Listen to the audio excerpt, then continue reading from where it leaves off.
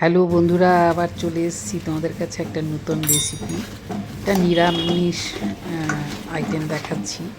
শিমগুলো গোটা গোটা করে কেটে ধুয়ে নুন মাখিয়ে এবারে তেল দিলাম, তেলে ভেজে নেবো। গোটা গোটাই শিমগুলো রেখেছি। আপনারা এটা ভাত দিয়ে তো ভালো লাগবে, রুটি দিয়ে খেয়ে দেখবেন একবার। শিমগুলো তেলে ছেড়ে দিলাম, দিয়ে এবারে গ্যাসটা একটু কম করে ভেজে নিচ্ছি।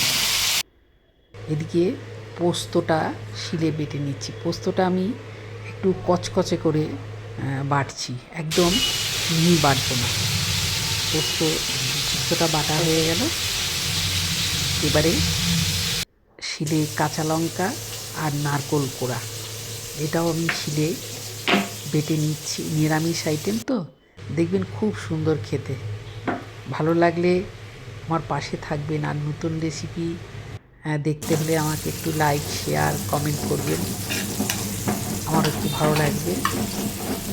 এবারে শিমটা ভাজা হয়ে গেছে, শিমগুলো সাইডে সরিয়ে আমি আর নাবাচ্ছি না পাত্রে।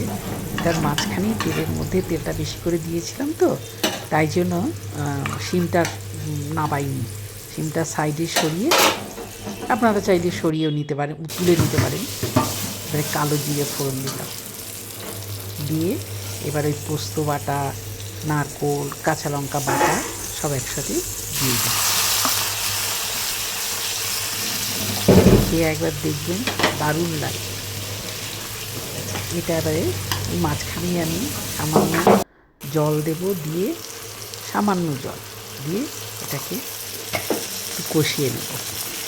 এটাতে জল দেবো না, পোস্তটা নারকোলটার জন্য সামান্য একটু জল দিলাম। দিয়ে এর মধ্যে একটু সামান্য মিষ্টি দিচ্ছি। নিরামিষ আইটেম তো ভালো লাগবে, আপনারা চাইলে নাও দিতে পারেন। এবারে এটা নেড়ে চেড়ে দেখুন, একদম মাখো মাখো হবে জিনিসটা,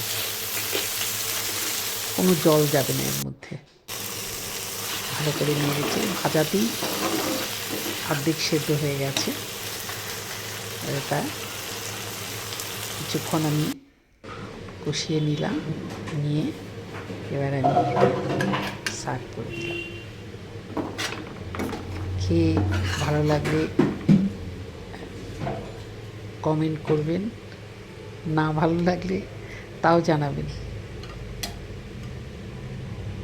তাহলে নেক্সট রেসিপি আমি আরও ভালো করার মানসিকতা থাকবে।